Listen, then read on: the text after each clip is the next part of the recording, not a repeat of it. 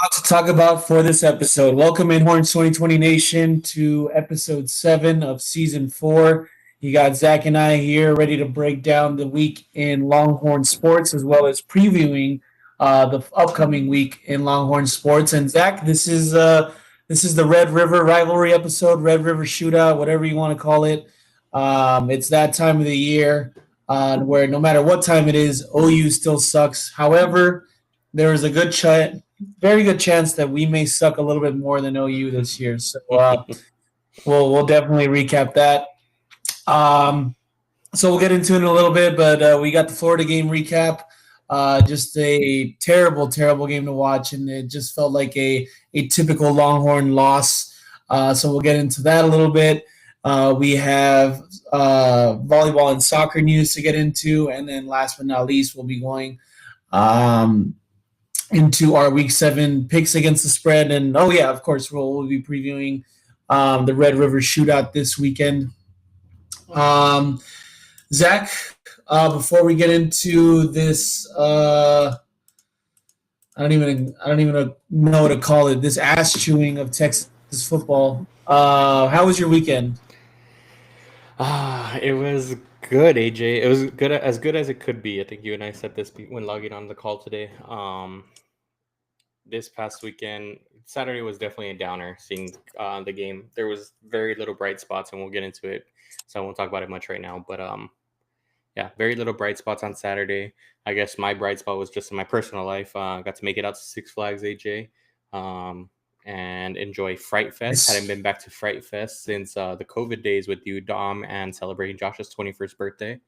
So it was a little bit of a flashback there. Yeah. But yeah, it was. Hey, we're getting on like the 3-year anniversary of that.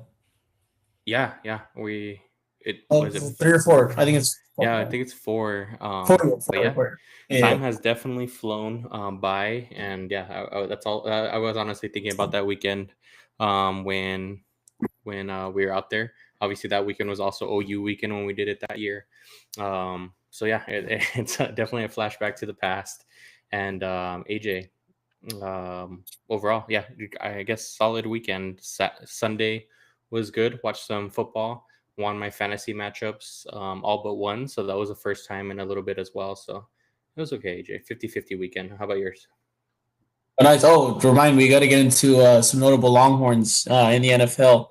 Some big news, but we'll get into that later on in the episode. But yeah, my weekend was good. It sucks. I just feel like whenever Texas plays early in the morning on Saturday and watching them lose, like it's just very deflating for a good weekend because that's what I look forward to the most. Every Monday, I'm just like, all right, we got a game this weekend, something to look forward to, and then yeah, my motivation and attitude just completely deflates watching games like that. But other than that, it was good. Yeah, watched a lot of football all day on Sunday, and yeah, it's pretty much it. Got a chance to hang out with Diablito and Diablo, so that was fun. That was fun seeing them. Did you guys see the turtle races, AJ? No turtle races. They are not on Saturdays. Apparently, PETA only have turtle races on Wednesdays. Got it. Just kidding. I don't know if that's true. But yeah, Zach. I mean, let's just start ripping off the Band-Aid right away. So Texas suffers their second loss of the season, first loss in the SEC of their first game in SEC play to the 2-3 Florida Gators in a devastating, I don't even want to call it a one possession loss game, but because it definitely feels more than that. But yeah, lost 21-29 at the Swamp. This game started off with just an ugly 10 points ripped off the bat from Florida. And then after that, it just felt like the game of catch-up. And Zach, we'll get into a little bit later, but I just feel like whenever this team kind of gets in that catch-up sense, like they don't have the mental aptitude to kind of play in that setting. And I feel like this dates back to last year and previous years where it's just, this team kind of plays behind and they're kind of playing at a rush or at a faster pace. And yeah, whenever this team does that, they just lose on attention to detail, and it just makes it that much harder for this team to win. So yeah, that's kind of what happened. Texas was able to score 21 points in the following three quarters, followed by the go-ahead interception for Florida to kind of seal the deal on the game and take their first win in SEC play against Texas. So Zach, let's start breaking this game down. Arch Manning, O-line, obviously the hot topics. The running game, once again struggling in that sense. But yeah, let's peel this off layer by layer. First off, I think we should address the Arch Manning accusations for this game, because I feel like a lot of the media out there is kind of pointing to the loss, or pointing to Arch for this loss. Yeah, AJ, and I think we're about to have a spirited conversation on this one, so we're going to join the media on this one. Coming out of this game, AJ, again, none of it looked good. I'm not going to say, even when I'm saying this, I'm not saying Arch looked good either. Mm-hmm. Nothing looked good on Saturday. Nothing whatsoever. Actually, Parker Livingston looked good on Saturday until he was injured. Other than that, nothing looked good. But I was telling you before the episode, AJ, I don't understand the media. I don't understand the New York Times article. I don't understand even Andy Staples, who I honestly respect quite a bit in listening to him talk about college football, where he was kind of voicing for Matthew Caldwell to now be the starter for Texas football, and for Sark to have an honest conversation about that. I don't understand it whatsoever. Should you have had that conversation maybe after the UTEP game? Yeah. But after this game, absolutely not. I really do think this was Arch's, aside of those last two interceptions, and I do think it was, again, what you talked about, AJ, a game of catch-up, and it was just out of the ordinary, and he just needs to be better in those circumstances of, yes, you're in desperate need of catching up. At the end of the day, you just shot yourself in the head at that point in time by throwing those interceptions. But before that, I really did think it was probably his best game of the season, AJ. I'm saying that completely honest. Aside, and we'll talk about the pressure stats, right? But I'm just going to voice it over. With all the pressure that he encountered, with zero running game, with all of the holding penalties, with the false starts, everything, all of that's kept in mind, with Livingston going out, all of that in mind, I thought he was poised. I did think he still handled the pressure as best as he possibly could. Nobody that you put back there was going to survive. Nobody you put back there was going to look good, to be completely honest with you. And he hit some deep balls. He missed one, but also was hit right in the face on that one, or right in the chest on that one that he misses to Ryan Wingo earlier in the game. I honestly thought he looked better. He looked better throwing across the field. He looked better throwing across the middle of the field specifically. And he hit two deep shots is something that we've been waiting for. And we talked about the progression that he had in Sam Houston State, and where we talked about possibly the dam being broken in terms of his connection with Ryan Wingo. We saw that connection again on Saturday. We saw screens to Ryan Wingo as well as that deep pass to Ryan Wingo. Yeah, I did think up till those last two drives that it was his best game of the season. And I don't understand all the criticism, to be completely honest, because I did think he was one of the least concerning points of the game in terms of what Texas should be concerned of coming out of that game. Yeah, absolutely. Yeah, and just to go back to the New York Times article, that was a complete just an attention grab for college football fans around the world. I mean, I clicked on it, Zach, and you could just see the replies. They're just OU, A&M, Texas fans even just saying, like, no, it's not Arch Manning's fault. This isn't. He's not the reason why this team is sucking right now. And yeah, like that's just something we got to shut down right away, because the game Arch Manning played this past Saturday, while I know you say it's his best, I don't think it's his best. I think Sam Houston State was. This was his second best game, however, of the season. But yeah, I mean, I couldn't believe when I saw that article. I was like, all right, this is kind of getting out of control. Obviously, I mean, you could look at the Texas record and be like, okay, you know, they have the number one quarterback. They should be 5-0 right now, and so on and so forth. But there's a lot of glaring problems that we're starting to see on the offensive line, defensive line, and just everywhere else. And yeah, to your point, Zach, he was not the weakest link that we saw on Saturday. I mean, he did connect on some good passes. Obviously, he had that deep throw to Ryan Wingo, stepped up in the pocket, set his feet, and dropped it in the bucket. So that was very encouraging. However, I do think he made a couple of bad throws. That was due to lack of his footwork, and obviously, he was pressured on a lot of his dropbacks, so it's very hard in that sense. But yeah, I mean, the offensive line really let him down this past Saturday, and that was very disappointing. And yeah, one thing I do want to talk about is kind of like what Dom said earlier this year, where all we need to do is just not have Arch Manning play hero ball, because when that happens, that just you're asking for too much from him, especially considering he's still in his developmental phase. For however you want to put that, and that's exactly what we saw from him this past Saturday, and it's nearly impossible for him to do that. It's nearly impossible for him to win the game by doing that. So, so yeah, that was definitely one of the tougher watches. But other than that, like I still saw some bright flashes from him. Just to rip off his stat line real quick, he went 16 for 29, 263 yards, 2 touchdowns, as well as 2 interceptions that were both made in the fourth quarter. He had a 70.5 quarterback rating. He also tallied 15 carries for 37 yards on the ground and even ripped off a 36-yard run. And that's actually crazy now that I'm reading that. A 36-yard run, Zach, and he only finishes with 37 yards. That just kind of is a testament to how bad the offensive line played this past Saturday. But yeah, it was a rough watch for Arch there. So we just want to clarify it to everyone. It's not his fault. He had a pretty decent game. And yeah, he was just put in a very tough situation to win a football game, especially in the swamp. So, so yeah, don't believe those articles.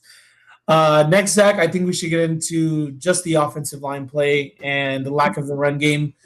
This is, I mean, pretty much identical to what we saw last year, maybe even at a worse scale. The games against Georgia, if you want to throw in the Ohio State game there a little bit, but yeah, it just came to the defense being able to penetrate the offensive line and not allow the Texas running backs to kind of do their thing.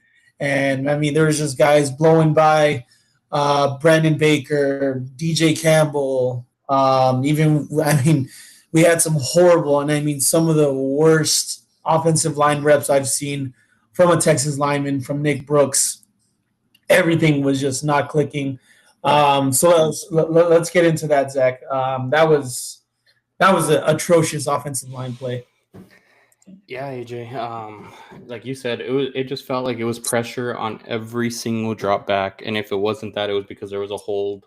You were seeing on. I mean, you can pause the play at the end, and one of our linemen was to guarantee to be on the ground or just out of place, looking back because their defender was in the backfield and they were not. It was abysmal, AJ. There was, and even though I'm critical of the running game room or the running back room at this point in time, and I think we underestimated how big of an impact Shard Choice leaving was going to have, and I think that's very evident now. I did not. I also cannot blame them. There was no space to run whatsoever. Even when we tried to set up screens, I actually was critical of Sark when I was texting you guys until I started watching back some of the film and the screens that he actually set. Because I think I texted terrible screen setup or abysmal play call, and especially on the one that was to Jack Endries in the middle of the field. When you watch that play back, Campbell is just looking back while his defender is tackling. If Campbell makes that play, it's at least a 30-yard gain. If he just puts a hand on the guy and was just looking back, had no idea what to do. And I'm honestly tired of seeing him on the field, AJ. And I don't know what the rest of the room looks like, how much depth we have, but it doesn't get much worse than what you saw on Saturday, to be completely honest with you.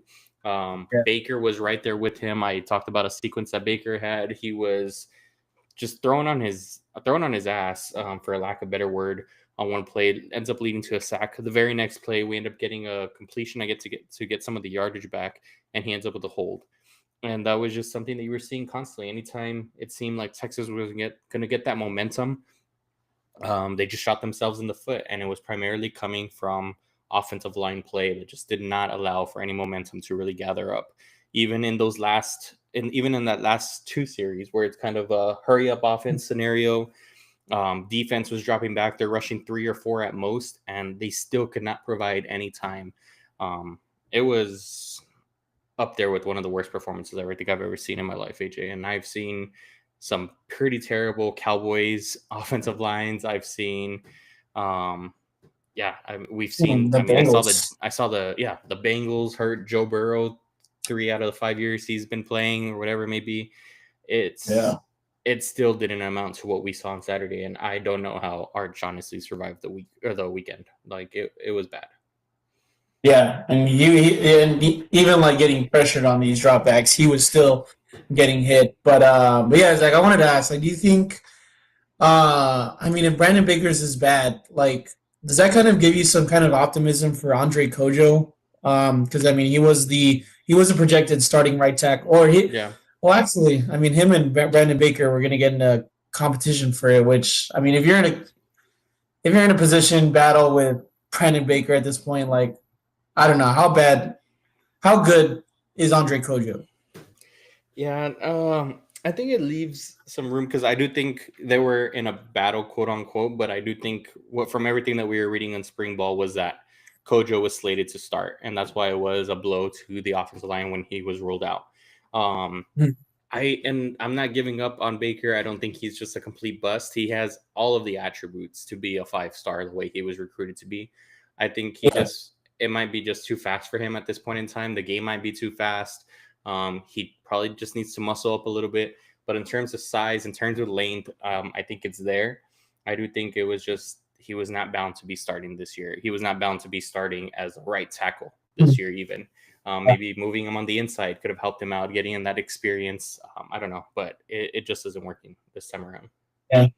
Yeah, I definitely think we were spoiled a little bit, Zach. We had Kelvin Banks, who was plug-and-play starter straight out of high school. That was fine. When he went down, we had Gooseby come in, didn't miss a beat on the left side. And now it's like, I think we're kind of used to that expectation of a 5-star player coming in and just kind of producing right away. And that's not the case with Brandon Baker. And yeah, to your point, we shouldn't give up on him yet, although maybe this season take a few steps back. But he's just lacking development really. And I'm trying to remember, the injury to Kojo was like what, a couple weeks before the season started, or like 3 weeks? It was no more than a month for sure. So yeah, you can imagine that the whole summer maybe Baker wasn't getting those reps with the full offensive line unit as he should have. But yeah, that's not to take anything away from Brandon Baker. He was not the worst offensive line player, surprisingly. DJ Campbell and Nick Brooks, Zach. I don't think DJ Campbell, I think I'm out. He's been given 3 years. And Nick Brooks, I know he's a freshman, but that was he looked clueless out there. And sometimes when that happens, maybe it's just time to take back the player. But I was going to ask you, Zach, do you think this is kind of like, where do we put the fault here? Because I know it's hard to kind of judge offensive linemen just solely based on their performance and say it's on them. But could this be a Kyle Flood problem? Could this be a Sark problem? Yeah. I don't know. What do we think? Because it just seems year over year we struggle with the offensive line. And you look at the common denominator, and that's the coaching staff, in my opinion. Yeah, at the end of the day, you have a point there, AJ, and I'm seeing a lot of those comments is like, when are we going to have the conversation? And I think I'm ahead of you and Dom in this instance. When are we going to have the conversation about Sark maybe being a better recruiter than he is coach? Same thing with Kyle Flood at this point in time, and we need to understand the resources that Texas does have in terms of recruiting. And what are we doing to start developing these players? To be completely honest with you, we do exactly what you just said, AJ. We have 5 stars after 5 stars after 5 stars coming in these last 3 cycles. It needs to start performing on the field, and it just hasn't. And you're starting to see other teams use those 5 stars. I mean, we just got burned by Wilson, who is a 5 star, just like Michael Terry, has the same build as Michael Terry. Michael Terry can't see the field. Don't tell me that we are spectacular on the wide receiver room that he can't see the field. And that's what's a little bit puzzling to me, that it's year after year again that we've seen. Why wasn't Ryan Wingo on the same pace as Jeremiah Smith and Ryan Williams last year? Same build, same type of rated player. Obviously, Jeremiah Smith was the head and shoulders above everybody else, but coming out of that class was right up there with him, and it still seems like he's developing at this point in time. It just, I don't know, the development isn't there for me at this point in time, and that's where a little bit of my frustration comes when I'm talking about when we're going to turn up the heat just a little bit. I don't think they should be fired. Either one of them should be fired at this point in time, but not just what's being shown in terms of wins and losses, in terms of just player development, in terms of putting people in the league. We're talking about all these players being drafted to the league. At the end of the day, they're not being drafted as first-round bona fide starters coming out. That was only Kelvin Banks and Jahdae Barron, and Bijan, but I don't even think we can credit Sark with Bijan. Other than that, like there just hasn't been that player development, and it's starting to show up now in the wins and losses department. And for the amount of talent that we have in the trenches, it just shouldn't happen. Going back to DJ Campbell, AJ, I think he is my Bert Auburn of this year. He is my Courtney Ramey of this year. For those that know, like, those references. Yeah, you don't want to be in there. It's long story short. I absolutely detest that he came back, AJ, because not only has he just not performed, as you said, it's now been 3 years, time to pull the cord. But on top of that, I really do think he is probably the sole reason why we did not hit the transfer portal whatsoever. It was that, he was going to be that veteran anchor, and then we're going to surround him with 5-star talent, and it just hasn't transpired. And I do think that he is the biggest reason why. And his performance, I mean, yeah, I have nothing else left to say, but yeah, he is my Courtney Ramey this year. Yeah, you know what? I saw a TikTok earlier. I mean, I wish I could credit them because I don't remember like the account or anything, but they were just saying that Sark may be caught up in his own philosophies to where it's like hurting the team, and I thought it was really interesting, Zach, because he was saying like Sark's like big into we have this this 5-star culture here, it's more than just 5-star players. And, you just got to trust the process. I think he may have been a little bit too stubborn in that department, saying, we have the guys, we're going to be okay. We've developed them the past 3 years to the point where it's like, all right, it's trusting the guys that we already have is hindering from the problems that we can, probably foresee. And, not digging in the transfer portal is going to hurt.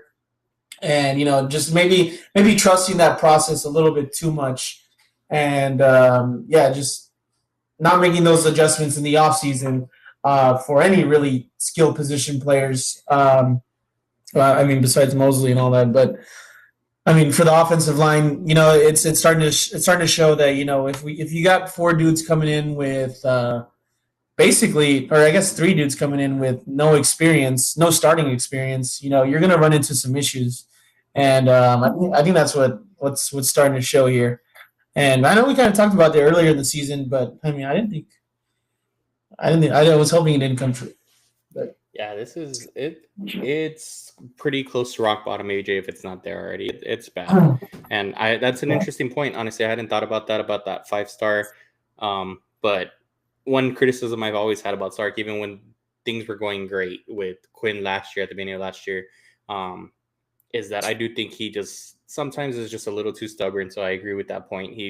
I've talked about it when he decides to try to really run the ball and is going for 1 yard per carry, which is what we saw on Saturday, is that he just seems stubborn.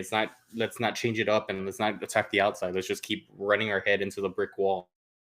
That is very on par for my criticism of Sark. So yeah, again, AJ, I am in favor of just warming up that seat just a little bit, asking for some sort of change, whether it is bringing in another offensive coordinator. I don't know. Something needs to change it just because it just can't keep happening that we have performances like this.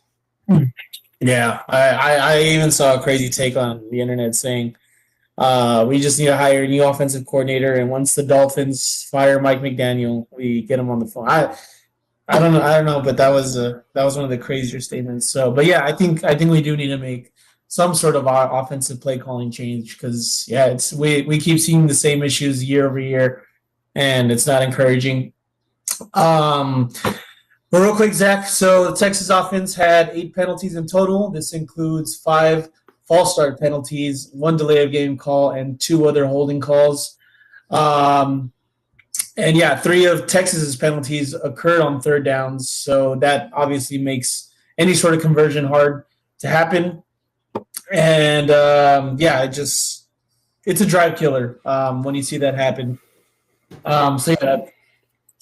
Very rough. The rushing game kind of ties into the offensive line play, but if we want to get into it, Zach, we had 15 total rushing attempts from running backs, and that brought in 11 total rushing attempts from running backs, and that brought in a whopping 15 yards of total rushing offense from our running backs, including 1 touchdown on the ground from Trey Wisner. But that just goes hand in hand with our offensive line. And when we saw this happen last year with Georgia, we saw this happen last year with Florida, with Ohio State. And it's the same repeating offense that we keep seeing from the running back room. And you're right. Yeah. Why do we keep doing it if it's not working? Yeah, it just doesn't change. And I understand, obviously you just can't abandon the run game, right? But look for something else. Start looking for alignment pool. Start going outside. I mean, for God's sake, Sark, you decided to pitch the ball within the 3-yard line in the college football playoff last year. That's when you decided to change it up, and you don't change it up against Florida in the regular season. That's where it just puzzles me and frustrates me a little bit. It just seems like the same play over and over and over. We never get under center. I don't know, and nothing ever changes. You were so confident coming into the season on our running back room. You knew CJ Baxter was coming off injury. He was going to take a while to ramp up. Obviously, the injuries that he's encountered on top of that, which is hamstring, was not accounted for. But you knew that he was going to take a while to ramp up. If you were not confident in Jared Gibson, why did we not look into the portal? If you know what I mean? And at that point in time, that was another point of frustration again for me this weekend is you obviously were confident enough to come into the season with Wisner and with Gibson at one point in time as your 2 backs. And this Saturday, I don't think, did Gibson even record a carry?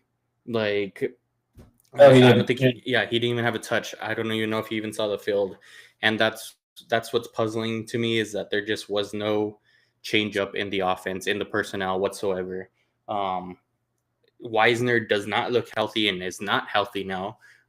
He just looked slow, didn't look like he was reading, even if there was a hole, didn't look like he was reading anything properly. And he just fell into the end zone essentially 2 times to help make up those stats, but also did not look very good whatsoever.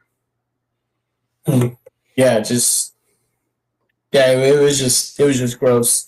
And this just goes into the point of, Sark not trusting the transfer portal and taking the good old Dabo Swinney route. So we know how that turns out. But running game, definitely one of the I'd rate it as probably the second ugliest. Actually no. Yeah, second ugliest. Second ugliest part of the game. Receiving, Zach, I don't know if you want to go get into this a little bit too much, just because Arch couldn't really do anything in the air. DeAndre Moore, 3 for 75. Ryan Wingo, 4 for 73 and a touchdown, including the 38-yard touchdown bomb from Arch Manning. We finally saw Evan Mosley. He's a real person, Zach. He went 2 for 40. It's encouraging to kind of see him start producing right away. But I guess we can get into the defense, Zach, and run through some quick Florida stats. So DJ Lagway was able to throw for 298 yards this game through 2 picks and 1 interception. That interception was taken by Michael Taft. First one of the season. Jaden Bozak, 27 carries for 107 yards, 1 touchdown. That is very un-Texas like. I can't tell you the last time I saw a 100-yard rusher. I believe that was against. It might have been. Georgia? No, I don't even think Georgia got it. I think it was Florida last year too, because it was like garbage time or something like that. I think, yeah. I think Georgia had combined rushing because they did at one point in time just Yeah. dominate on the ground. But yeah, a single yard rusher like that, yeah. Yeah. So yeah. Dallas Wilson, Zach, the 5-star receiver that made his debut this past Saturday, 6 receptions for 111 yards and 2 touchdowns, including a huge 55-yard score over Kobe Black, who I believe was trying to sell a pass interference and did not work out in his favor. Dallas Wilson was able to break off 2 tackles on the way in. So just poor tackling in general from our defensive back unit. But yeah, Zach, I mean, let's get into this run game, this defensive run game a little bit because, yeah, letting Jaden Baugh, which we know he's a very decent running back, definitely top of the line, but we've seen what good running backs produce in past Texas defenses, and this is very, very un-Texas defense-like. Yeah, AJ, it was. I mean, that first series, AJ, was very discouraging, and it was like, oh boy, this is gonna be one of those games.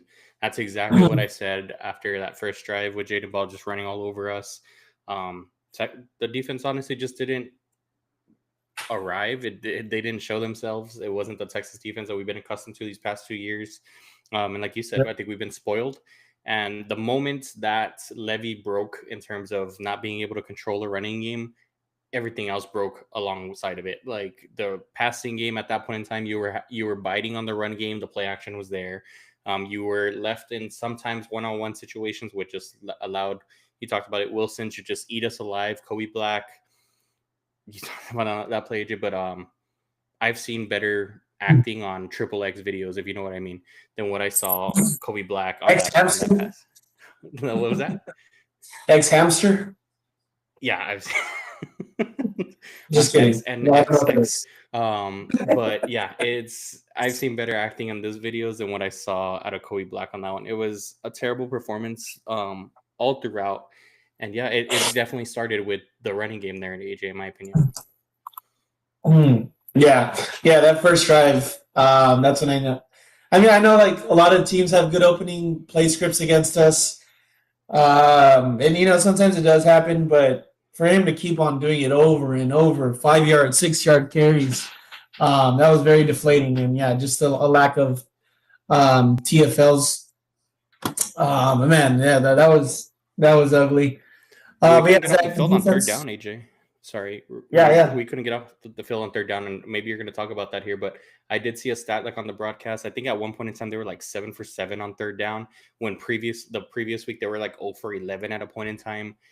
Again, it was literally the worst terms of outcome that you could have asked for or even thought about in terms of Texas offense and defense combined. Yeah.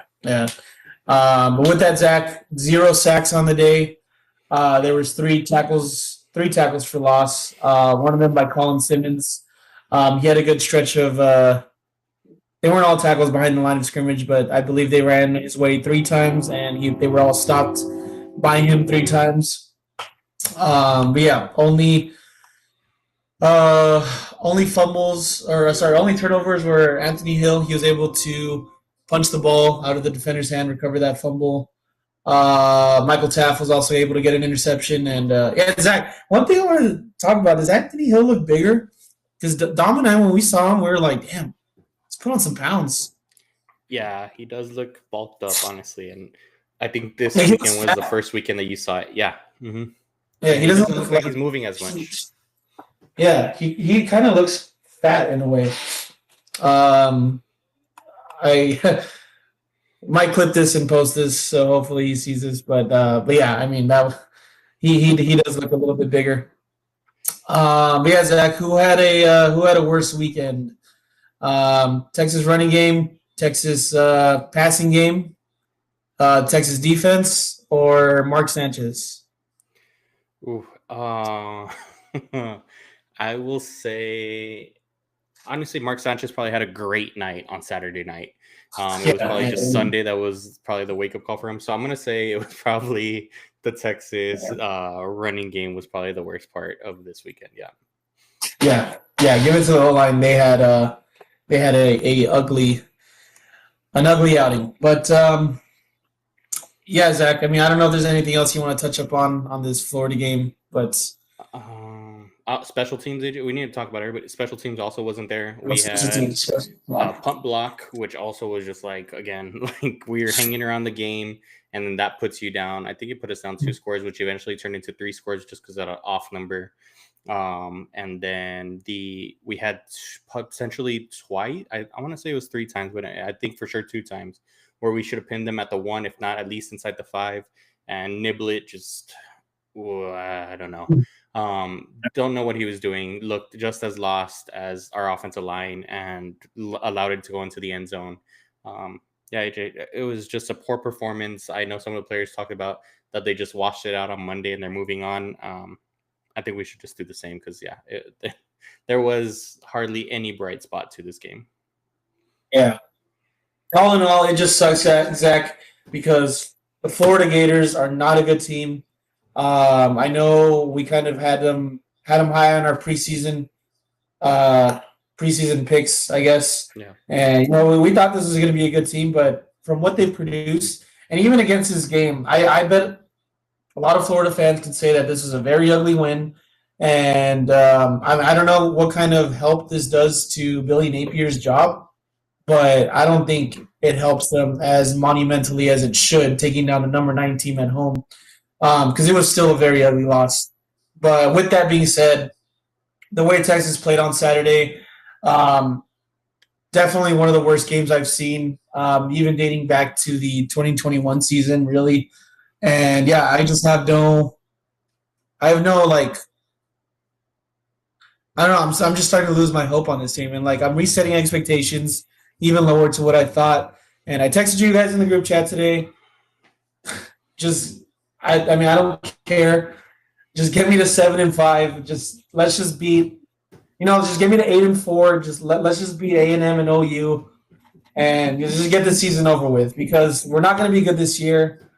I'm going to wait till next year, because I'm just going to wait on this unit to play together.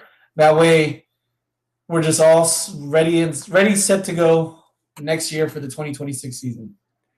Yeah, I need to bring my air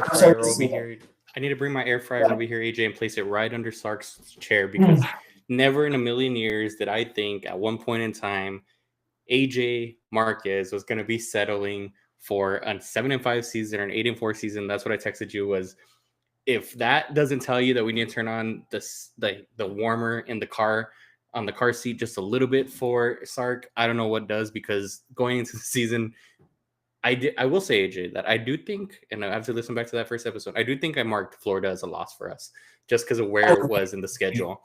And then you actually had us undefeated, and now we're looking at 5 losses and hey, I'll be happy. That's how far we're coming. I understand. It just, even for me, this isn't the team I was expecting. I've also dropped my expectations a little bit. But Lord, it's ugly right now. I don't know what can be fixed. We're going to talk about OU in a little bit and where our confidence is at in that one. It's not very high, AJ. So I do agree with you. I understand where we're at, but all the more reason why I do think some things need to be looked at. Some pressure needs to be placed on the leadership of this team, because this is not where the talent, the money, the time, honestly, that has gone into this roster should be at this point in time. It just shouldn't. Like you said, Florida is not a good team whatsoever. We hung around probably in our worst game possible and still had a chance possibly to tie it there at the end. And that's just not where we should be whatsoever. Yeah. I know, Zach, it's bad saying that, but I mean, I just think that there's too many things to fix about this team, to where they can just turn it over in 1, 2, 3 games, where it's just I don't know, I don't have any sort of confidence saying this team is going to win next week against OU. I mean, we're going to beat the easy teams, obviously Kentucky. Who else do we have? Arkansas. Like those are gimmies, but when it just we play another game like Kentucky. Yes, 100%, 100%. I will chug. I'm not even gonna say what I'll do, but if AJ, if we play how we played against Florida, against Arkansas or Mississippi State, it's no, Zach. Hold on. It's not right now. You're saying this, but at the beginning of the season, you were not on board for 7-5, and nor was it in the realm of possibilities. I think right now we're coping, and it's like, because even me coming out on Sunday was like, hey, if we run the table because we figure something out, we'll still be in the playoffs. We're coping so hard because we are so far from that. We are much closer to, if we play a game how we played against Florida on Saturday, we're in a you better make a last-second field goal to beat Arkansas and Mississippi State. To be completely honest with you, Arkansas can run the ball, AJ. We saw that firsthand, and that's who Arkansas is. They're a physical team at best. Right. If they run all over us with Taylor Green, we are in trouble. Mississippi State, you've talked about them, AJ, how they're a scrappy bunch. If we let them hang around, shit gets scary very, very fast. Texas never thought we would lose to Kansas back in the day. We're very close if we just keep playing the way we're playing. We need to have some sort of improvement, and I believe that we are going to have improvement. I don't believe we'll play as close to as bad as what we played on Saturday. But if we do get there, those games are not give-me's whatsoever. The closest thing to we have a give-me left is Kentucky, in my opinion. Yeah. I mean, okay, Mississippi State, that's the only game that worries me, but Arkansas, Kentucky, I mean, we can just write those out. I've seen those teams play this year, Zach. I have no ounce of optimism for Arkansas whatsoever or Kentucky. So that's why, it's like, all right, it's got to be to a point where, 5-star players will carry you to victories, even with bad coaching. So I think those are gimmies. But, yeah, Mississippi State, Georgia, Vandy, A&M, those games all worried me now. And, I mean, that's just kind of where I'm at. And I hate that I have to be here, but – yeah, it's just rough. One thing I did want to say, though, Zach, is I think this team will improve, and that's going to be my take for the season. This team will improve down the stretch, and we'll have all the optimism heading into next season. I hope we're not even a top 10 team heading into next season, preseason rankings, because I still believe in this team, just taking some time to gel together, and I still trust the coaching. We've seen the bright flashes from March Manning, and I hate to make this comparison, Zach, because I know there's a lot of high expectations whenever you say something like this, but there's a lot of parallels with this team and 2018 LSU. I know it's tough to say, but I remember seeing the bright flashes from Joe Burrow and that offense. They were doing some questionable things in that season, but once they all pieced it all together, we saw what happened in 2019. That's kind of where I'm at. I still think the improvement and the ceiling is still there. It's just we just won't see it this season. Okay, I mean, I can't argue with that, and I can't argue with it because again, of what we thought this team was going to be this year, you give them another year. Why can't we think of it being at that level that you're talking about? Ultimately, what I will need to see before believing that is Arch getting his head taken off against UCF, I guess, and that will spark the beginning of that. So, yeah, I don't know, AJ. My confidence is gone, AJ. I already told you that and I never thought I would say this, if I can't watch a second of the game on Saturday, I won't be I won't be utterly depressed like I would have been in any other circumstance. And I'll be traveling this weekend. So if it comes to that and I'm like, gosh, I couldn't watch the game, I'm not going to be depressed compared to past years. Even back in 2021, I would have been depressed if I couldn't watch a game. And that's how bad this Florida game was, that I will not be depressed if I can't watch it. And you're saying depressed in the sense that you don't watch it and we lose? We don't watch it, and I just don't want to see the product that's on the field. Because ultimately, we're going to talk about this game. We're going to talk about this game. Hawkins might play, and we might end up finding ourselves to a win, which I'll be overjoyed by because I'm on the same boat with you. If we can find our way to beat OU and A&M and still talk shit to them because we beat them in the worst year possible for Texas in the foreseeable future, I'm happy with it. But I just don't want to see if I got away with not seeing the product on the field, I'll be happy with it. So it's okay. Not happy. Okay. I won't be depressed. I won't be happy, but I won't be depressed. Okay. I see it. What if? Sorry, and I have to ask you this, but like, what if Texas does kind of end up in the 7-5, 8-4 range? Where does that kind of put you with this coaching staff and I guess just like Arch Manning, like what's it looking like for you? If we end up 7-5 and 8-4, I don't think Arch is the problem. To be completely honest, if we end up losing to Arkansas or Mississippi State, that's when I'm like, Okay. look in the portal. If we're 7-5, 8-4, we handle business where we need to handle business, and like what you said, I do think, regardless of whether this team is good or not, you're going to see improvement throughout the year. You're going to be in a better spot than what you started off with at the end of the year. Yeah. As long as there's that improvement, I'm going to have confidence. He shows there's flashes of it, AJ. He constantly shows it. There was flashes against Florida. Again, to be hit on or to have pressure on 52% of your dropbacks, AJ, again, nobody else is surviving that. He worked through it, still took accountability at the end of the game when it wasn't necessarily all on him. I do think there's a huge flash of him still being the number one quarterback overall, to be honest. Is there a lot of work to be put in? Absolutely. But I'm not completely out on Arch compared to where I am on the rest of the team, to be honest. Hey, I mean, it's like 2018 LSU. So that's all I gotta say. I'm telling you, just let this team. There's too much talent on this team for them to be sucking this bad. It's just gonna take some time. Yeah, I don't know. That's just what I think. But yeah, Zach. Anything else we want to get off our chests before we head into the OU preview? No, I think that's it. I think we scolded them enough, AJ. Oh, sorry, I need a little bit more accountability. That one last yes. That bullshit comment of put anybody out. I don't know. I don't have a quote for quote. Yeah. So, you have it? I have the quote. Yeah, I have the quote real quick. So yeah, Sark was asked about the loss this past Saturday, obviously, and or just the bad start to the season in general. And Sark replied with saying, "Take the other 135 FBS teams and have them go play at Ohio State in the Swamp. See how they do." Is what he said. Yeah. My response to that is we're not the other 135 teams in FBS. We are the University of Texas. You have the NIL budget like nobody else. You are the flagship school of the University of Texas. You were the preseason number one. You are nobody. You are no other 135 teams in the FBS. On top of that, Sark, I'm not sure if you saw the headlines in the beginning of the season. USF went into to Gainesville and picked up a victory there. So yeah, I thought that was complete BS. I need a little bit more ownership, or just don't say anything at all. Be pissed off to the point that you don't say anything at all, because this is not the media's fault. We are not creating narratives here. It was a terrible performance, and he should be looked at for a lot of what went wrong on Saturday, to be completely honest with you. So yeah, that quote pissed me off.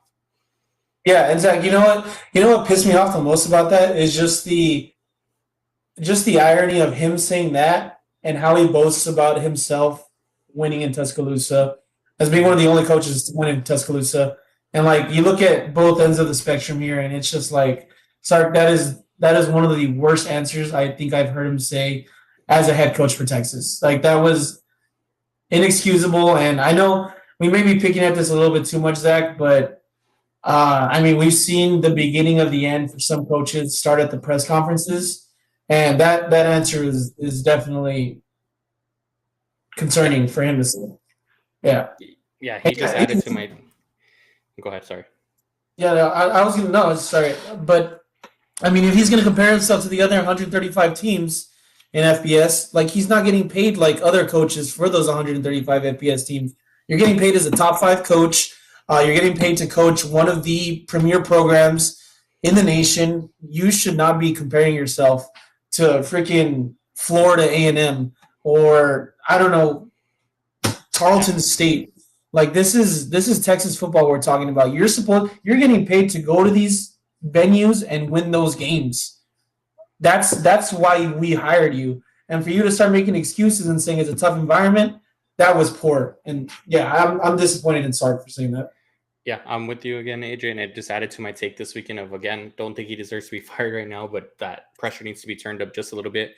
There needs to be a one-on-one meeting with him and CDC immediately, because I will. I mean, I've talked about it earlier in the season. I thought he and Arch have been putting on master classes in terms of handling the media, in terms of handling the criticism up until this week. That response was absolutely terrible. And like you said, he's get paid like no other coach. Other teams have gone in and done it.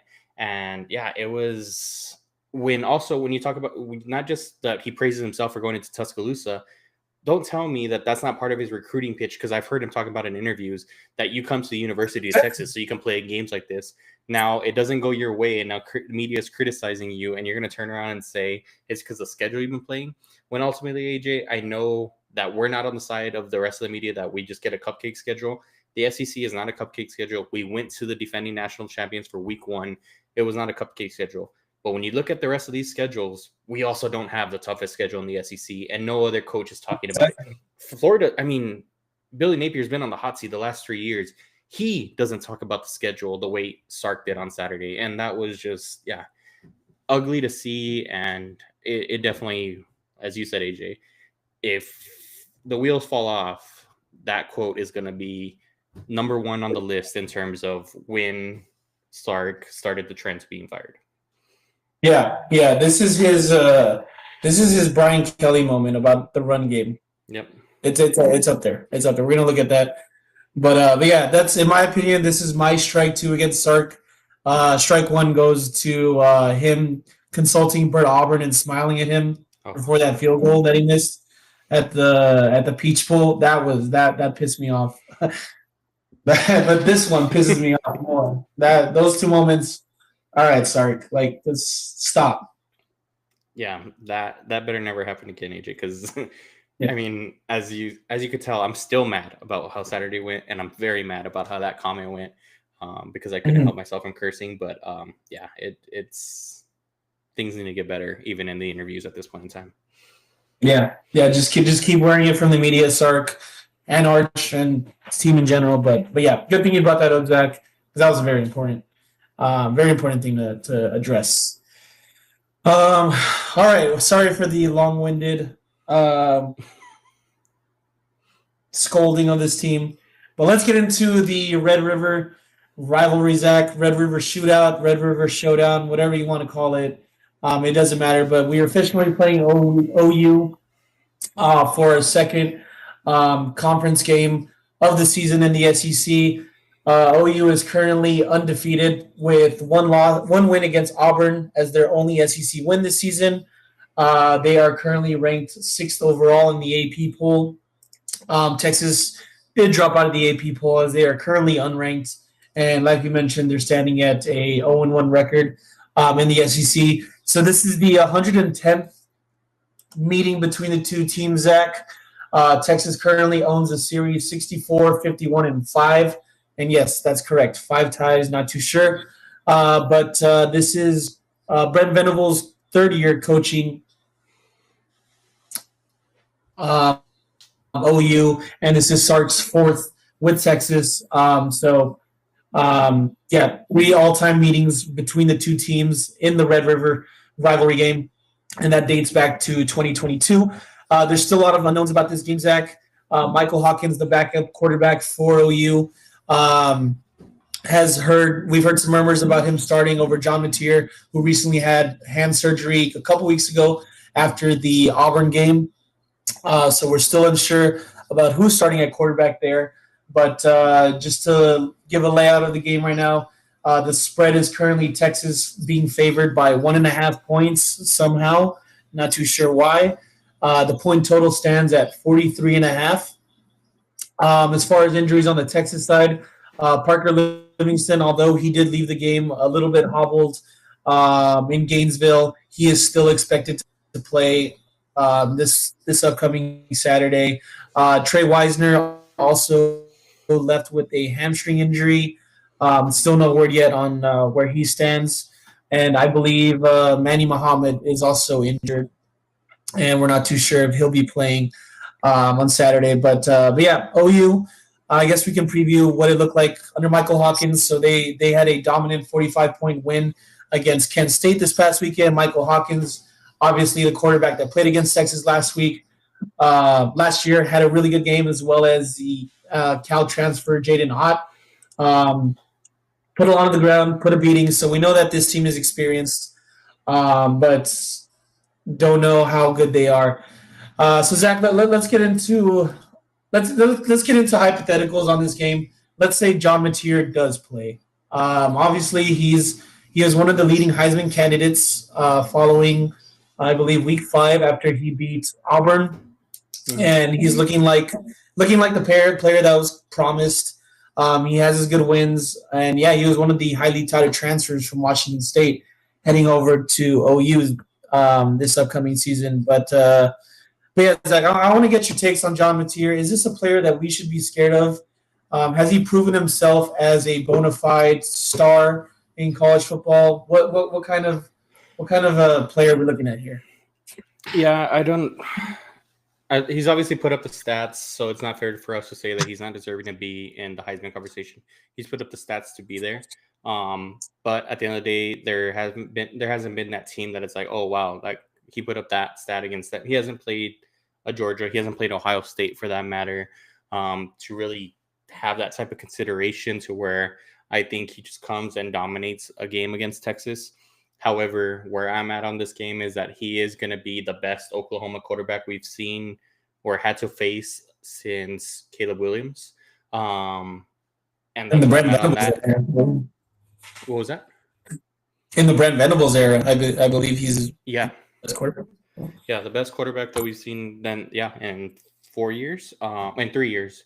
So with that being said, I do have to believe that this is going to be the toughest that we've ever had to face. Or no, I mean, Dylan Gabriel was there, AJ. So I guess right on par there. I completely forgot about that. Oh, that's right. That's right. But My I bad. mean, in testament, we did lose to OU when Dylan Gabriel was there. So that's where I have this game, is that it becomes much more of a coin toss in terms of us being able to stop them on defense when John Mateer is playing. He does add a element to the game that isn't present when Michael Hawkins is playing, is the ability to push the ball down the field, is the ability to throw the ball even while scrambling. So yeah, it does frighten me a little bit, AJ, because of where our team is at. I should say that. It's not strictly because of John Mateer and that I think he is just going to light the world on fire. It's more because I don't have confidence in our offense to score more than 20 points at this point in time. That I do think John Mateer is capable of putting up 20 points, and that's what frightens me a little bit. Yeah, I'll tell you who loves him, Zach. That's Vegas, because Texas, I believe, opened this game at was it 5.5 point favorites? 5.5. Mm-hmm. And that's what, yeah. Started the game, yes, opened at 5.5 point favorites and dropped to 1.5 points. So Vegas thinks he's worth an extra 4 points towards OU's point total. And that's just the kind of respect he's given. But yeah, that's the assumption, is that, if he doesn't play, spread jumps back up to 5.5. But since it's at 1.5, we kind of are expecting him to play, and I don't think we will see Michael Hawkins taking snaps on Saturday. But Zach, let's get into. I want to hear your take on Oklahoma's defense and kind of the weak points of the team in general. Because in my opinion, I think there's a lot, but I want to hear what you got to say. Yeah, I do think Brent Venables should still be on the hot seat of his own university, to be completely honest. He was brought in to be that defensive force. He was brought in to come and lead Oklahoma into the SEC and be that force on the defensive end, which you kind of need in the SEC play, even though we've talked about AJ, it's kind of that we flipped with the Big Ten at this point in time. But all that to say, I don't believe in his defense or that it's anywhere near the level that I think he even wants it to be at. As you said, I do think there's holes. But the part that frightens me is that they do have a pass rusher, AJ. They do have a pass rush. And when we're coming off a game that we came off of against Florida, we're gonna need to see some drastic changes to make anything else work, because they do have holes in the secondary that our wide receivers, similar to what they took advantage of. We had a couple big plays. We had a couple big misses that could have been even bigger plays in the secondary or in our wide receiver room. I do think we could attack the Oklahoma defense. It's just a matter of giving Arch that time to be able to do so. And it's going to come down to offensive line play, because I think their greatest strength is on the front line. but they are susceptible to the big plays on the back end. It's just a matter, do we have the time to get there or not? Yeah, that's what I kind of want to see is how well we're able to air it out to our receivers. Because I think they're going to have big games against OU's weak secondary. But yeah, OU's front seven definitely something to kind of worry about. I guess where do you kind of rank them in terms of where do you rank OU's front seven in comparison to Florida's front seven? Is it in there? I didn't think I didn't think Florida's was good going in, to be honest. So I'm gonna say Oklahoma's is better because I just think I think Florida had an outlier game because of how bad we performed. To be completely honest with you, they did get some starters returning back from injury. So maybe that's also will change, and we're going to see a better defense from Florida going throughout. But yeah, I think I'm going to say on par.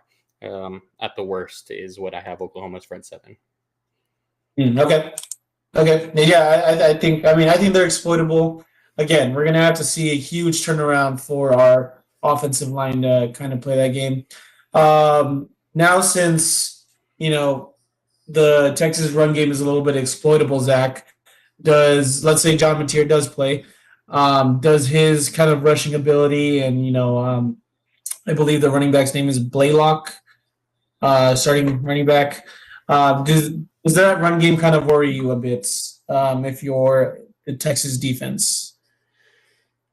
Yeah.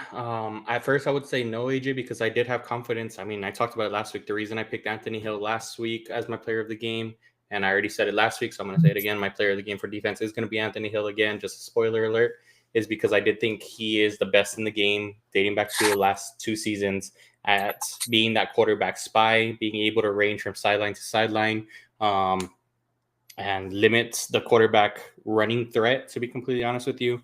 Put pressure on the quarterback while he's still in the pocket as well. So having the athlete that he is, having the athlete that Colin Simmons is, I still have some faith, and I just think last week's game is an outlier. But AJ, I need you talked about it a little bit. I need Anthony Hill maybe to cut down on that Deebo Samuel diet and get back to the Anthony Hill diet from last year because, we're going to need him to be running sideline to sideline to contain John Mateer this game. Yeah, stay off the college football and Madden. It's time to get up and run some sprints. But yeah, Zach, I mean, I'm going to give Mateer the flowers he deserves, but I wouldn't give him like a big bouquet. And that's because I believe most of his name has been made up because of his play against Mountain West teams. So I've seen his name on the internet, call him Mountain West Mateer, because that's really like where the majority of his good games come from. Yeah. I know he had the Auburn game, but Auburn is not a serious opponent, and I mean, nor was it a stellar game. Like he it made plays at the end of the game to end up winning it, but it wasn't a stellar game that he put up either. Yeah, and I know he broke his hand, but he wasn't doing like I guess it's kind of giving him credit, but he wasn't doing anything like crazy. Where I was like, all right, to play on a broken hand, though, like it's still kind of insane. But he broke it in the Auburn game. Yeah, I think he broke it in like the second or third quarter. It was kind of early. So see, I didn't know that part. So yeah, I'll go with you there too. Yeah, it's just he's tough. Well, we'll just say that, but he's not good. But yeah, I mean that's I guess the only point of concern. And if we get the Texas defense that we've seen that back up the stats pre-Florida game, then I'm not too worried. What do you say we get into our players of the game, Zach? We'll go offense, defense, and score predictions. Yep. You want to go ahead and take it away first? Yeah, I'll go ahead first. So offensive player of the game, I'm going to go with Emmett Mosley. I've been waiting to say this player for a very long time. He is one of my favorite receivers in this Texas offense. And, I expect Arch to find him whenever he's scrambling out because he's a very good scramble artist. I'm talking about Mosley here. So expect him to have a big game. Defensive player of the game, I'm going to go Michael Taft. We saw a glimpse of it come this past weekend. And, I think he's going to look good in the passing game against OU. And my score prediction for this game, it's going to be a low-scoring one. I'm kind of riding with the point total here. but I'm going to go 21-17. It's a little different than yours, Zach. I know it's right up there, but I had to be a little bit different. And who do you have winning, AJ? I have Texas winning. I have Texas. Okay. Yeah. Trust in this. Good picks, AJ, in terms of offensive player game and defensive player game. I guess we'll see if I side with you on the score. For my offensive player game, I'm going to give you guys 2 because one of them might not be healthy. If he is healthy and he is playing, I need a big game from CJ Baxter. I need that physical force that we just did not see last week against Florida. So first, CJ Baxter. If he is ultimately ruled out, AJ, I'm looking for Ryan Wingo. 2 weeks in a row that he's had a big play. We're going to need to air out the ball, as you said. So give me Ryan Wingo there to have that impact on the outside and be the wide receiver when he is. Defensive player of the game, I already spoiled it. I'm going Anthony Hill Jr. Anytime we face a mobile quarterback, he plays a big role. He had 14 tackles last week. I'm looking for him to be just as involved this week. So give me Anthony Hill on the defensive side. And then our score prediction, as you said, AJ, is very similar. But I have 2017, and I do think John Mateer plays. And I don't have confidence that we get to score 20 points on offense at this point in time. So I'm taking OU to score 20 and Texas to score 17. It hurts me to say it, AJ, but yeah, I have this one as a loss right now. Okay. That was a monumental first loss prediction of the season. Maybe for the podcast, I think. It's kind of where we're at. If Michael Hawkins plays, give me 30-0 Texas. I'm putting it out there right now. Yeah, 34-3, maybe. That's what happened last year. No, 0. Give me 0. Okay. All right. So 0 points. So we're looking at a 20-point swing. Is what Zach values John Mateer. So yeah, I like the score prediction, Zach. I think it's very honest. Yeah. I'm not there yet. I don't. I know I said I was, but I'm not ready to choose Texas to lose yet, even though they probably will. AJ, again, I told you this before the episode, but I will be part of a Triple X video if Texas beats OU this weekend. I want it to happen. Don't think I'm like giving up hope. I want it to happen. It's just after coming off Florida, it's tough to see happen. I'd much rather have this been like Kentucky weekend. Like give us a weekend in between our worst performance in years and then OU. That's just where I'm at. So yeah, it was a hard truth to go ahead and announce there. But yeah, I have us losing if John Mateer plays. Just give it. I just need this win. That's all. I'm telling you. If we beat OU and A&M this season, I will be happy. That's it. If we lose this game in embarrassing fashion, I will not be happy. And yeah, I will probably start flamethrowing Sark's chair that he's sitting on. You currently have an air fryer on. I'm switching that up to like a flamethrower. Because that's kind of where I'm at. But all right, Zach. So you have CJ Baxter if he plays. If not, Ryan Wingo. I got Mosley. You have Anthony Hill. I have Michael Taft for defense, and then you have 20-17 Oklahoma winning, and I have 21-17 Texas winning. So opposite ends of the spectrum there. We'll see. We'll see what Saturday brings us, because it should be tough. I said this, Adrian, just to end with here. Seeing the spread where it's at, it's either that this is the best kept secret in terms of locker room that John Mateer is not playing. That's why Vegas has it still us being favored, or I just don't know ball. That's the last thing I'm going to say on this game is I don't know ball, or it's the best kept secret and Vegas truly doesn't know. And they're the most frustrated people in the world right now trying to figure out whether John Mateer plays or not. But I personally think he's going to play, and that's where I'm going to leave it at.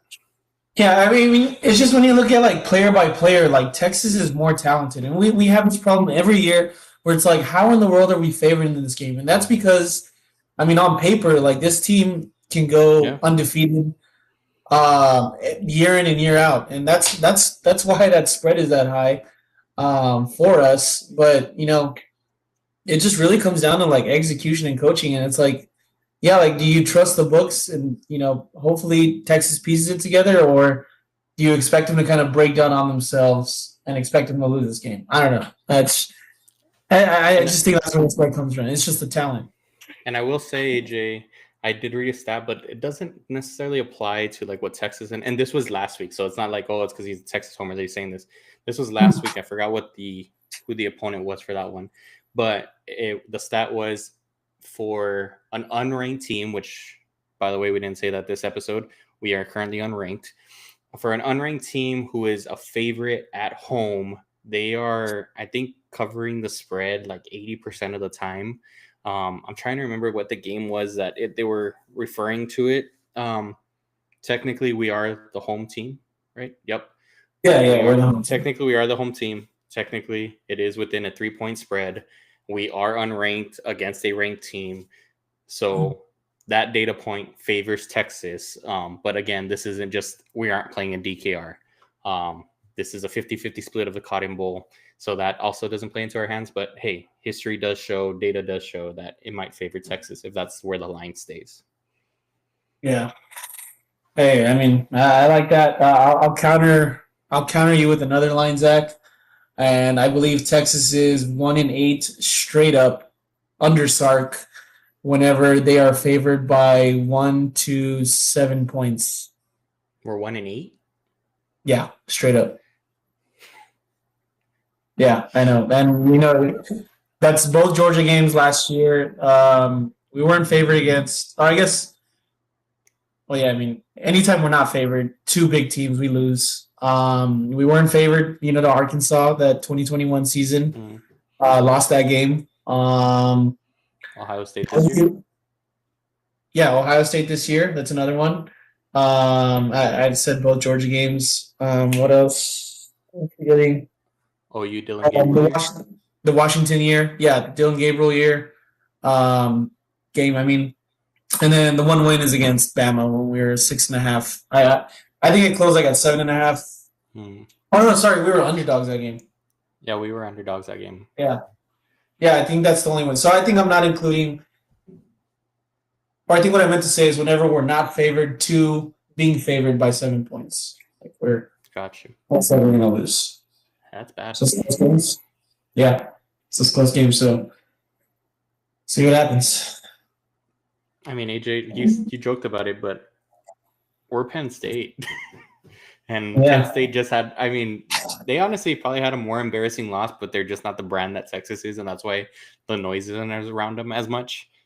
But they lost to UCLA, who didn't win a game all year, who actually hadn't led a game all year up until that game. They let Nico Iamaleava beat them. So at least we're not Iowa. Iowa's that's the worst spot to be in Penn State. But yeah, we're the new Penn State. I can see it. All right, Zach. So that is our OU preview, Red River Rivalry preview. What do you say we get into our picks against the spread and close out with some brighter notes from the volleyball side? Yep. You good with that? You want to do picks first? Yeah. Let's hop into our picks first, and then all right. You can take it from volleyball after. Yeah, you took the first ones in terms of our game picks, so I'll take the against the spread picks here. My first leg here will be UNLV, who is hosting Air Force. UNLV is currently -6.5 point favorites. I will be taking UNLV in this game. Other than Air Force's first game of the year, that was their only victory. They also lost last week against Navy, coming off a physical battle, an armed forces battle. On top of that, I just feel like it's a down week on top of already being an underdog. So give me UNLV here. And then my second one, AJ, I texted you guys this. I don't believe if Texas is this bad, I also should stop believing in Ohio State being this good. So I'm going to take Illinois at 14.5 point underdogs. So to cover plus 14.5 against Ohio State here, I believe Illinois can do that, at least keep themselves in the game offensively, if not defensively. At least on one side of the ball, they're going to do it. And then lastly, I will be taking USC -2.5 against Michigan. They are in California. I just don't believe that Michigan's offense is there. I do think USC will be able to score 2 or 3 times and be able to cover the spread and win this game by at least a field goal. So give me USC minus 2.5. Yeah, that Illinois spread is crazy. I can't believe they're 2 touchdown underdogs. That was crazy for me to see. All right, Zach, I'm gonna hop into my picks. So I'm gonna trust the spread here too. Again, this is the point in time of the season where I started throwing all logic out the window. Just give me Missouri plus 2.5. I like them to beat Alabama. I think. Now when you think of it, Alabama, they're high off an emotional win. Missouri is still very grounded. I think I really like their head coach, Eli Drinkwitz. I think he knows how to put together a good team, and he's got some good running backs. And I think sometimes with this Alabama team, which everybody's high on, it just takes a little bit of discipline for them to win. So give me the Missouri Tigers to cover plus 2.5. I'm going to take Iowa to cover 3.5 points against Wisconsin. Wisconsin is easily one of the worst Power 4 teams in the nation, and Iowa has shown some promise and potential in their past games. So, give me the Hawkeyes to cover 3.5 points.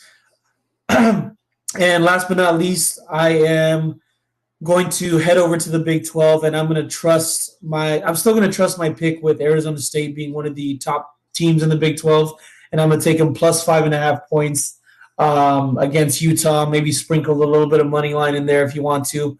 But yeah, I think this ASU team is really developing into the team that we thought they would be. Jordan Tyson, one of the best receivers in the nation, and Sam Levitt just keeps feeding him. So yeah, give me the Sun Devils to cover in Utah. Very, very tough spot to do it, but I think the Sun Devils have a good shot here.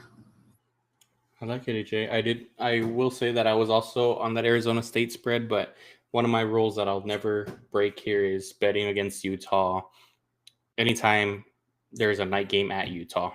So yeah, that's one of my rules that I just don't do. But logic speaking wise, I think Arizona State is a solid pick.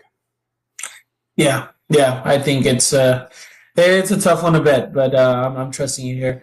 Zach, that puts me at 6-9 on the season in terms of my ATS spreads based off last week's results. I believe you went. Did you go 1-2 last week too? AJ, so I know I lost Texas. I know I lost Louisville. Did Miami and FSU go over 53.5? No, I think that game was like 35-11 or something like that. So then I went 0-3. So we're 8-7 on the year. I was. Let me double check. 22. Yeah. 50 points. So yeah, I went 0-3. Sorry, guys. Right. So that puts us at a combined. It's rough to say this, but 14-16 on the season. So we have some work to do in that aspect. But yeah, those are your Week 7 picks against the spread. Do you want to close us off with some? I can do it too. Sorry about that, AJ. I cut off a little bit. But I'll be taking volleyball. Is that what you're saying? Yes. Yeah. All right. Since the last time we spoke, guys, our Texas volleyball team continues their winning streak, continues their sweep winning streak, and they took on Mississippi State. They won that game. Again, no surprise here, in 3-0 sweep fashion. That is just typical of our Longhorns. Now moving forward, so worth noting here, we are recording on Tuesday nights, so October 7th, because of our travel plans later on this week. But our next game here will be, if you're listening today, tonight's Wednesday, October 8th, against another ranked opponent in the SEC, number 17, Tennessee. This game is at Gregory Gym, so you have the opportunity to go out and watch these ladies. Go out and do so. This is the best team in the nation, and you more than likely will end up seeing another sweep against another ranked team for our Texas volleyball team. Yeah, I mean, they're looking good, still keeping that win streak, and that puts them at 12-0 in the season overall. Still second ranked team in the nation, and yeah, let's beat the fake UT this week, Zach. All right, I guess to close it on a not so good note, Texas soccer 3-9-1 on the season. Since last week's recording, Texas lost 1-0 to the Texas A&M Aggies, marking our first loss for the Lone Star Showdown to Texas A&M. Last season, we did beat them to start off the Lone Star Showdown series. So not a good, not off to a hot start like we did last year. And Florida also owns us on the pitch, Zach. We lost that game 1-2 this past Sunday, and that puts us on a 2-game losing streak. This Texas soccer team, Zach, not very good. I will say, AJ, I got to see, this was the first game I got to actually see a little bit of the game. We went to Buffalo Wild Wings for the game last weekend, and they had the Yankees game. Sorry, AJ, but the Yankees did beat the Red Sox in advance. The Yankees haven't looked good in the division series, so I'm not going to brag as much. But they did fight to see another day tonight. But the Buffalo Wild Wings, it was like the perfect TV setup, AJ. It had Thursday night football, Texas soccer, and then Yankees Red Sox, like in 3 consecutive TVs. So it was just, I was meant to be there. Yankees end up winning. Thursday night football was absolutely spectacular. I think it was the best primetime game slate that we've ever had in terms of NFL history this past week. And then, unfortunately, Texas soccer just drops it there. But they just don't have anything offensive. They don't look bad defensively. They just have nothing offensively is what my takeaway was from that game. Yeah, I mean, Lexi Missimo and Trinity Byers, they were the whole offense last season. The Coach Ange Kelly, I guess she trusts her culture too much and didn't want to pick up any strikers from the transfer portal. Just my thoughts. Yeah, I think a takeaway for this episode is hit the transfer portal, Texas. Yeah. Bite the bullet. Put the pride to the side. Yep. All right, Zach. So with that being said, Texas soccer does play this Thursday, the next game, at Eugene Stone Stadium in Columbia, South Carolina, taking on the South Carolina Gamecocks. And then they travel back to Austin to take on the Georgia Bulldogs at home next Thursday. So this week we have Texas soccer taking on South Carolina, Texas volleyball taking on Tennessee, and we have the highly hyped. I don't know what kind of hype we have really, but just the Red River rivalry. We'll see where things go this weekend. But that's your Texas Longhorn slates for this week. It is 11-11. AJ, make a wish. I already tell you what my wish is in my head. Don't say it out loud. Okay. I'll tell you, my wish is what I said earlier in this episode. My wish is very close to that. Okay. Hopefully it's wishing for a new left guard, because that will actually do a massive amount of help to this team. All right, Zach, anything else before we close out? It's one of our longest episodes. Yeah, we honestly, AJ, that's what I wanted to close out with that. Thank you very much for the venting session, AJ. I felt like I was over Saturday and we got to Tuesday night, and obviously I was not over it. It felt like a weight came off my chest tonight. So thank you guys very much for listening to this vent session. Texas Longhorns be better so that AJ and I don't spend 45 minutes just venting every week. Yeah, I'm glad we got it out of us. Because I feel like last season, it was kind of like by the Georgia game, which it's kind of like when we started letting it out. I'm glad we were able to let this out. But Zach, thank you for everything today. Thank you all for tuning in, and hope you all enjoy a great weekend. Watch some college football.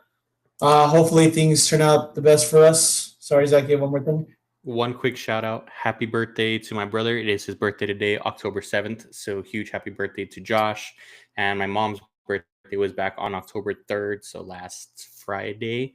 Belated birthday to my mom, or belated birthday to both of them now at this point in time when you listen to the episode. Thank you guys very much for everything. Love you both. Oh, happy belated birthday, Ms. Torres. And happy birthday, Josh. I'll text you in a little bit. But thank you all for tuning in. Like I mentioned, we'll see y'all next week. Hook 'em. Hook 'em.